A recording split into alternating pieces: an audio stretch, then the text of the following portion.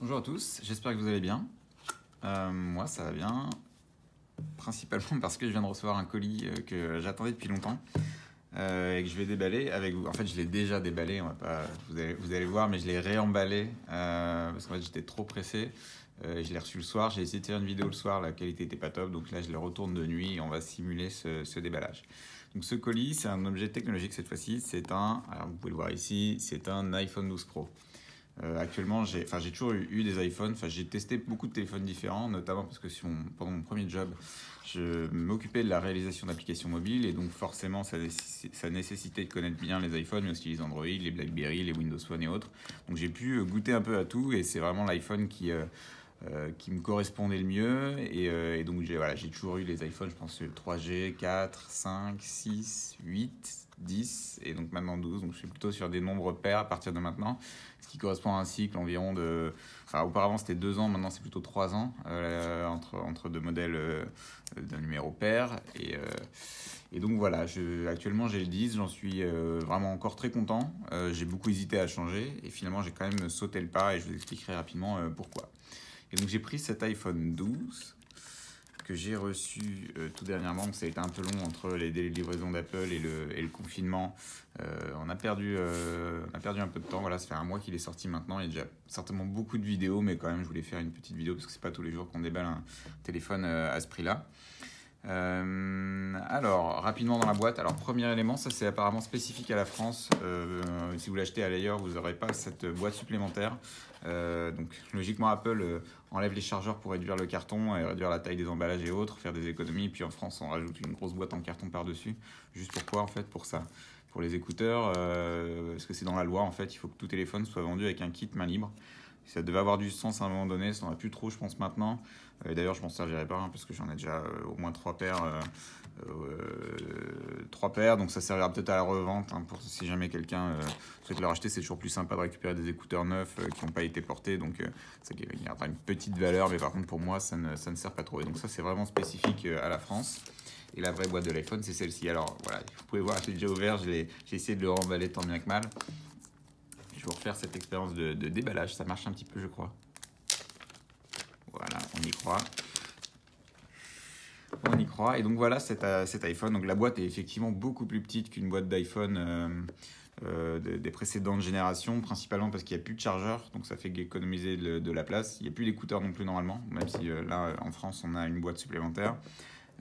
Et donc ce qui fait que dedans on va avoir le téléphone et un câble en fait. Et donc forcément ça prend beaucoup moins de place. Alors la boîte là, le devant est pas très beau. Je sais pas pourquoi ils ont fait un design comme cela. Et voilà le téléphone. Donc je l'ai pris en couleur bleue, donc vous le savez, enfin je l'ai déjà dit je pense dans d'autres vidéos et vous le voyez peut-être sur mes montres, j'aime beaucoup le bleu en fait, donc j'étais très content de voir cette couleur là. Probablement que ça m'a pas mal convaincu dans l'idée d'aller acheter cette nouvelle version pour avoir un peu de changement, même si bon au final actuellement j'ai un iPhone blanc mais je le vois jamais vu qu'il y a une coque par dessus, donc je suis toujours surpris quand je l'enlève de redécouvrir qu'il est en effet blanc. En tout cas j'ai pris cet iPhone bleu qui est assez sympa. Alors il manque peut-être un petit peu de lumière, oh quoique non, je pense que c'est bon. En fait c'est pas mal. Donc je l'ai pris couleur bleue, donc voilà j'ai même remis l'étiquette devant. Alors l'avantage de l'avoir déjà déballé, c'est qu'en fait j'ai pu l'allumer et faire le paramétrage et je vous donnerai mon impression un peu plus avancée que si je l'ai déballé juste maintenant. Ce que je peux dire dessus, c'est que alors le bleu est très beau, j'aime beaucoup cette nuance-là. Cette partie-là est pas très belle, hein. C'était déjà le cas sur les iPhones précédents par rapport à l'iPhone 10 où c'est beaucoup plus petit et en vertical, là c'est assez gros et assez disgracieux. Mais je pense qu'il n'y a pas de solution miracle, hein. Si on veut mettre des gros capteurs et des beaux appareils photo, ça doit prendre de la place à l'arrière. J'espère qu'à l'avenir, ils trouveront une meilleure manière de le mettre et de l'intégrer au téléphone. Et ensuite, on a le tour de l'iPhone. Et alors là, je ne suis pas fan de ça en fait. Je ne sais plus quel est le métal utilisé, mais je trouve pas ça très beau en fait. Ça fait même un peu cheap et ça prend beaucoup les traces de doigts. Alors, vous allez voir certainement, si on met le doigt dessus, voilà, ça garde tout de suite la trace. Bon, j'aurai une coque autour, donc en réalité je le verrai pas beaucoup, mais voilà, je trouve pas ça incroyable et j'aurais préféré qu'il fasse comme sur les iPad Pro avec quelque chose de mat qui s'intègre mieux avec le reste du téléphone. Ensuite, en termes de prise en main, Bon, on retrouve la sensation de l'iPhone 5, quelque chose de plus anguleux. C'est très beau, hein, enfin, en termes de forme, c'est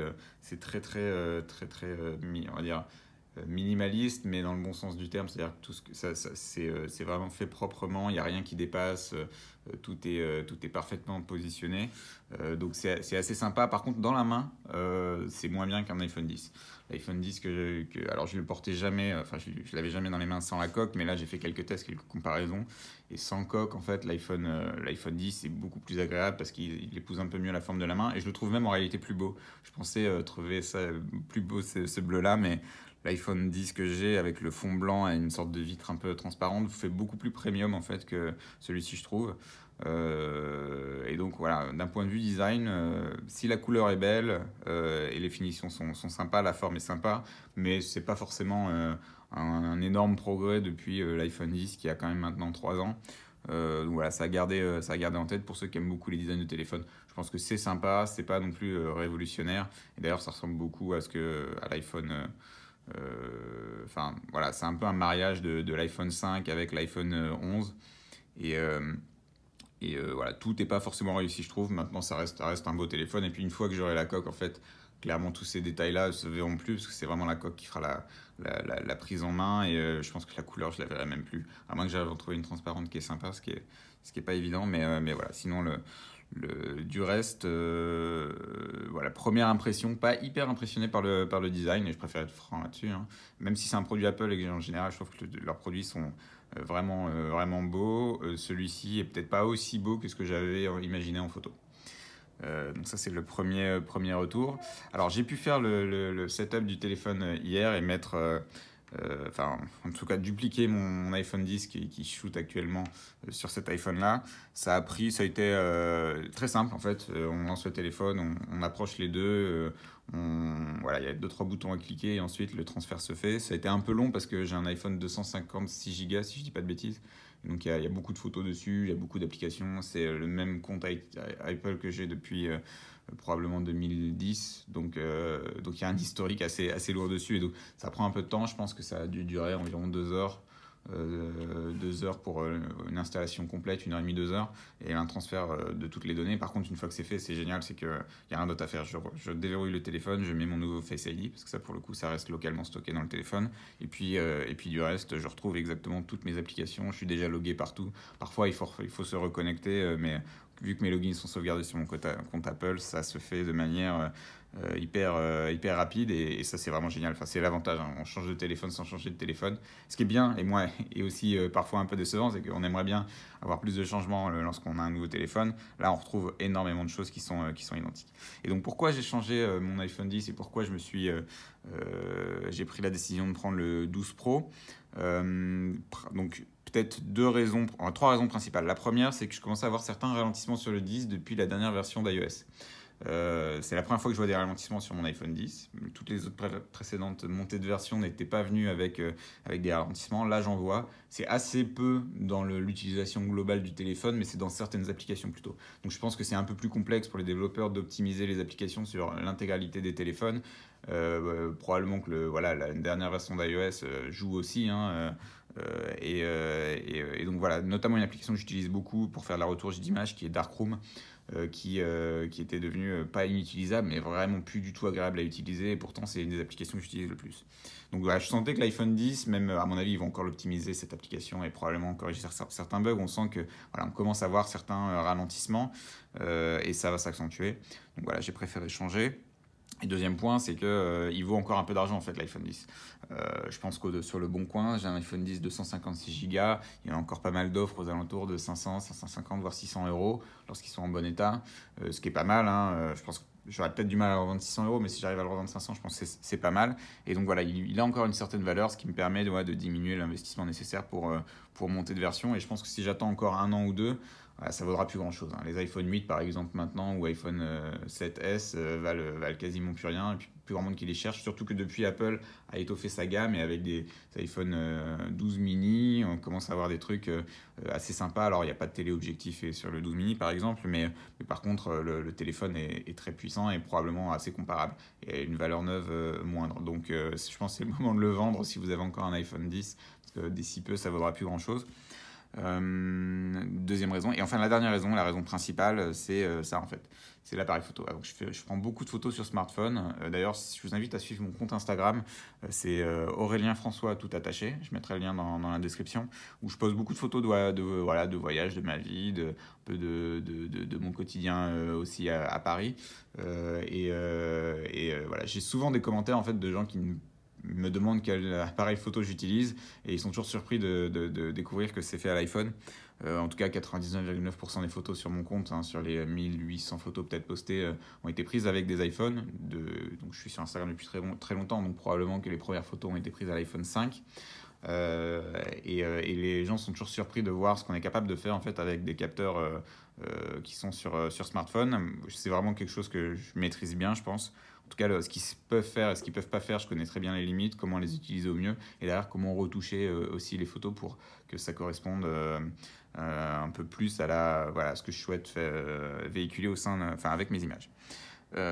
Et donc, l'iPhone 10 que j'ai actuellement a deux objectifs, un capteur classique, un capteur téléobjectif x2. Le capteur téléobjectif, c'est vraiment celui dont je me sers le plus en fait. J'aime beaucoup faire des plans un peu plus resserrés, jouer avec voilà, le cadrage, et c'est des choses qu'on peut faire beaucoup plus avec un téléobjectif x2. J'ai même d'ailleurs un objectif supplémentaire optique qui a une sorte de zoom qu'on clipse par-dessus la lentille, l'objectif de l'iPhone 10 qui permet de rajouter x2 sur mon x2, donc ça fait un x4. Donc c'est pas un gadget chinois, hein, c'est une vraie société qui fait ça et d'ailleurs ça vaut assez cher, hein, cet objectif là coûte je crois environ $120 si je dis pas de bêtises et le résultat la qualité est bien, donc c'est pas un vrai zoom optique mais par contre ça compense quand même pas mal et ça permet de faire des photos encore mieux et encore plus resserrées sur des sujets. Et donc bref, je fais beaucoup de photos avec mon iPhone et en fait celui-ci améliore quand même pas mal différentes choses. Donc déjà le capteur classique est meilleur, capte plus de lumière, permet de faire de meilleures photos de nuit et ça je l'ai déjà testé hier, c'est assez flagrant, hein. Sans trop se casser la tête, on arrive déjà à avoir des résultats qui sont largement 2 fois supérieurs en termes de qualité à ce que faisait un iPhone 10. Et d'ailleurs, l'iPhone 10, c'était très rare que j'arrive à faire des photos de nuit qui étaient satisfaisantes pour moi. Bon, dans vraiment certaines conditions particulières et quand on joue bien avec les contrastes, on arrive à faire certaines choses, mais c'était quand même généralement d'une qualité moindre et ça se voyait en fait que c'était fait par un smartphone. Alors que les photos de jour sont tellement bonnes qu'il y a quand même beaucoup de doutes et beaucoup de gens ne croient pas que j'étais capable de faire ces photos-là avec un smartphone.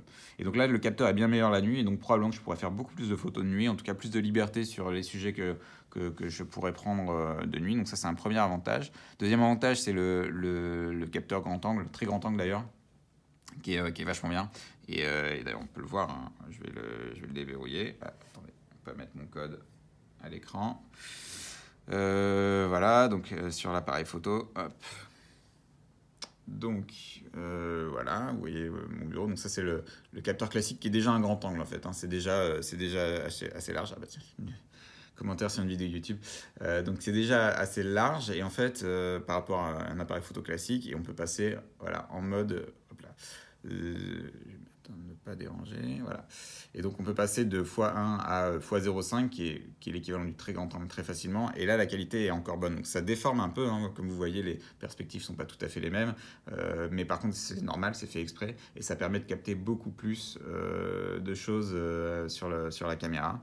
Et ensuite on retrouve le capteur x2 classique, le téléobjectif x2 classique qui voilà, à mon avis, qui a été amélioré, donc j'ai pas les détails des specs complètes, hein, mais probablement été amélioré puisque le mien, sur l'iPhone 10 a déjà 3 ans. Donc celui-ci que j'utilise déjà beaucoup, je l'utiliserai encore tout autant. Mais ce que je trouve bien, c'est ce capteur 0,5, notamment pour faire des vues en première personne. Parce que sur le x1, je le faisais de temps en temps, mais ça marche pas très bien, ça reste encore un peu trop proche.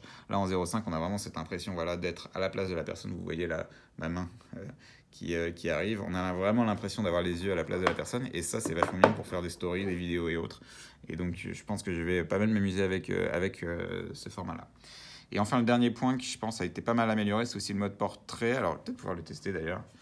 Ce que je reprochais au mode portrait auparavant, il était quasiment impossible de l'utiliser sans que ce soit évident que c'était un mode portrait on va dire généré par un smartphone. Je pense que ça a été largement amélioré parce que Apple était pas mal en retard là-dessus et je crois déjà depuis le 11 c'était mieux et maintenant ça devrait être encore un peu mieux. Éloignez-vous. Alors ouais, voilà. Peut-être que ça répond pas encore à tous les problèmes. Est-ce que ça marche? Ce que je trouvais mauvais, ouais, non, ça n'a pas marché. Ce que je trouvais mauvais, c'était bon, déjà sur un portrait classique, tout ce qui va être cheveux et autres, je trouvais que ça marchait pas. Bon, éloignez-vous. Il veut pas. Il veut vraiment être plus loin. Je pense qu'il faut au moins 1 mètre de retrait pour que le mode portrait fonctionne. Mais bref, ce que je reprochais au mode portrait de l'iPhone, du précédent iPhone, c'est que tout ce qui va être cheveux, enfin ça se voyait généralement, les contours des cheveux étaient assez flous, mais un flou bizarre. Et en plus, quand on faisait des objets, alors là, ça marchait pas du tout. Dès qu'il y avait des objets dans le champ et autres, ça plantait complètement, ça mélangeait le premier plan et l'arrière-plan et ça créait voilà, des photos impossibles en fait. Et donc, résultat, je m'en suis quasiment jamais servi parce que j'aimais vraiment pas le rendu. Et apparemment, ça a été pas mal amélioré en fait, ça. Ça capte mieux la profondeur, il y a l'utilisation des différents capteurs qui permet bien de mesurer ce qui est censé être au premier plan de ce qui est censé être au second plan. Et donc, hop là. Ah oui, on peut maintenant modifier directement. Ok. Ouais, je découvre en même temps, hein, celui que je l'ai déballé que hier. Et donc, hop là. On peut maintenant. Ok. On peut maintenant mieux mesurer la profondeur et donc mieux gérer. Et il y a également un capteur radar ici, donc LIDAR, si je dis pas de bêtises, qui permet aussi de mesurer la distance entre les objets et le téléphone en permanence, et donc pouvoir calculer précisément est-ce que c'est un objet qui est au premier plan ou au second plan, et appliquer ensuite de manière on va dire logicielle le bon niveau de flou en fonction de la distance des éléments. Et donc là, je viens de voir un dernier point qui est vraiment pas mal, c'est qu'on peut maintenant jouer un peu plus sur les réglages de manière directe. Ok, ça on pouvait déjà le faire. Ah oui, on peut changer la durée d'exposition. Ok, bah ça c'est pas mal, parce qu'il y a des applis pro qui permettent de le faire. Mais c'est toujours pas terrible de devoir naviguer entre 3-4 applications pour prendre une photo. En tout cas, j'ai jamais trouvé ça particulièrement intuitif. Donc c'est bien qu'on puisse le faire ici. Et si je dis pas de bêtises, il y a également un mode RAW natif dans l'iPhone désormais. Je sais pas où est-ce qu'on l'active, probablement plutôt dans les réglages de l'iPhone. C'est dommage qu'on puisse pas l'activer ici, parce que ça aurait été vraiment le meilleur endroit, parce que des photos RAW, enfin moi j'en fais vraiment que dans certains contexte, quand vraiment je veux que la photo soit de super qualité, je sais que je vais passer du temps à la modifier, ou alors je sais qu'il y a trop de différence entre les sombres et les lumières, et c'est le RAW qui me permettra d'ajuster au mieux. Mais la majorité du temps, je n'applique pas de filtre RAW parce que ça prend trop de place et c'est plus long à processer. Même les applications mobiles que j'utilise ont un peu de mal à les retoucher. Donc voilà, c'est dommage qu'il n'ait pas mis ici. Et après, sinon derrière, du reste, c'est exactement pareil. Hein. Il n'y a aucune différence. C'est un peu ce que je reprocherais en fait à cet iPhone par rapport à personnes qui ont déjà un iPhone 10 par exemple. C'est certes, on va monter un peu, c'est un peu plus rapide, Face ID est plus rapide, on a des meilleurs appareils photo et autres. Par contre, il n'y a rien je pense que dans la majorité des cas, ça changera vraiment pas grand-chose à votre quotidien. Je pas déçu, mais pas loin en fait, hein, de la première prise en main. En fait, je pense que c'est dans le temps et l'usage que je pourrais juger au mieux, et notamment l'appareil photo, hein, qui est la raison principale pour laquelle je l'ai acheté. Pour l'instant, je l'ai juste testé, j'ai fait quelques photos seulement, donc ça reste très basique. Je vais on va dire, le pousser dans ses retranchements. À mon avis, pour moi, l'investissement principal, il est vraiment dans l'appareil photo. Hein. Et donc, si d'un point de vue appareil photo, j'y trouve pas plus que voilà, une amélioration mineure, ce sera une déception. Si par contre j'y trouve une vraie amélioration, bah, ça vaudra le coup pour moi vu que je fais énormément de photos sur smartphone. Mais du reste, voilà, prise en main et tout, c'est pas mal, mais c'est pas incroyable. On n'a pas l'impression d'avoir un produit révolutionnaire entre les mains. Ce qui était un peu le cas hein, quand on est passé, moi je passais du 8 au 10, là on changeait de tout au tout, il y avait Face ID, il y avait voilà, cet écran différent, il n'y avait plus de boutons, enfin, c'était un design nouveau, une taille nouvelle et tout, c'était top. Celui-ci est un peu plus grand que le 10, mais ça se sent pas trop. Mais du reste, c'est entièrement la même chose. Et puis le téléphone, vu que j'ai fait le switch de l'un à l'autre avec l'intégralité de mes données, et ben en fait, j'ai l'impression, enfin je pense une fois que j'aurai la coque, j'aurai pas l'impression d'avoir un nouveau téléphone. Ce qui est un peu dommage vu le prix, hein, ça vaut plus de 1 200 €. Enfin, en tout cas, j'ai pris la version 256 Go pour avoir un maximum d'espace pour les photos. Et donc c'est quand même très cher. Probablement pas le meilleur rapport qualité-prix pour la majorité des gens, mais pour ceux comme moi qui ont eu l'habitude du capteur de l'iPhone et qui veulent vraiment rester dessus, je pense que c'est quand même le meilleur choix à faire. Pour terminer le déballage, tiens, j'avais oublié de finir. Donc on a le câble ici, comme je disais, on n'a pas de chargeur, ce qui est un peu dommage. Hein. c'est que Apple a laissé du Lightning, alors que sur tous les autres, hein, que ce soit un MacBook, iPad Pro, enfin iPad d'ailleurs, le classique et autres, ils sont passés sur du Lightning. Là, ils sont restés, enfin ils sont passés sur du USB-C. Là, ils sont restés sur du Lightning. Et c'est dommage. Enfin, c'est quand même bien. J'ai quand même pas mal de câbles Lightning, mais j'aurais préféré quand même switcher complètement sur du USB-C pour tous mes appareils Apple et d'ailleurs autres qu'Apple. Hein. Il y a quand même maintenant quasiment tous les nouveaux appareils qui sont USB-C, ce qui évite d'avoir 15 câbles différents, s'assurer qu'ils fonctionnent tous, etc. Là, je vais devoir continuer à garder mes Lightning en même temps que mes USB-C, notamment quand je pars en vadrouille, ce qui est voilà, juste un peu dommage, c'est pas hyper gênant. Après, le fait qu'il n'y ait pas de chargeur mural, ça c'est pas dingue, surtout qu'ils sont passés sur du USB-C. Donc tous ceux qui avaient un iPhone 10, probablement 11 aussi, si je dis pas de bêtises, et 10S aussi, en fait, la prise murale, c'est pas une prise USB-C, en fait, c'est une prise USB classique. Donc quoi qu'il arrive, en fait, même si c'est bien, et même si on se dit effectivement ça sert à rien d'avoir 50 chargeurs, pour celui-ci, les gens n'ont pas de chargeur en général. Donc c'est un peu un argument. Enfin, je pense que l'argument est bon, mais alors c'est mal exécuté. En tout cas, pas au bon moment. Ça aurait été peut-être bien de laisser un chargeur dans celui-ci et à partir du prochain de faire le changement. Bon, après, il n'y a jamais de moment parfait. Hein. Il y aura toujours eu des mécontents et des personnes non satisfaites avec les deux. Donc bon, voilà, moi je suis pas hyper. Enfin, j'aurais préféré avoir mon chargeur mural. L'avantage, c'est comme j'ai un iPad et un MacBook, je pourrais le brancher dessus sans problème. Mais voilà, ça me forcera à switcher entre les différents appareils. Et enfin, voilà, un autocollant. Je crois qu'avant il y en avait deux, maintenant il n'y en a plus qu'un. Ça tombe bien, je m'en fiche complètement. Et un manuel que je vais pas lire parce qu'ils sont de plus en plus courts et de plus en plus inutiles. Je me demande pourquoi ils continuent à le faire. Et le petit outil pour insérer la SIM. Et voilà, et c'est tout ce qui est dans la boîte. Donc ouais, pour votre argent, vous n'allez pas avoir grand chose si ce n'est un très bon téléphone, ce qui est déjà pas mal. Maintenant, je verrai à l'usage. Probablement sur Instagram, je donnerai un peu plus d'informations dessus et de tests, de comparaison. Je ferai quelques tests. Donc je vous invite à aller me suivre sur Instagram à nouveau. Aurélien François, tout attaché. Qui a un compte qui est très actif, sur lequel je poste beaucoup de choses, beaucoup de photos et beaucoup de voyages. Donc si vous aimez les voyages, en plus, ça tombe d'autant bien. Donc voilà, bonne journée à tous et puis à la prochaine.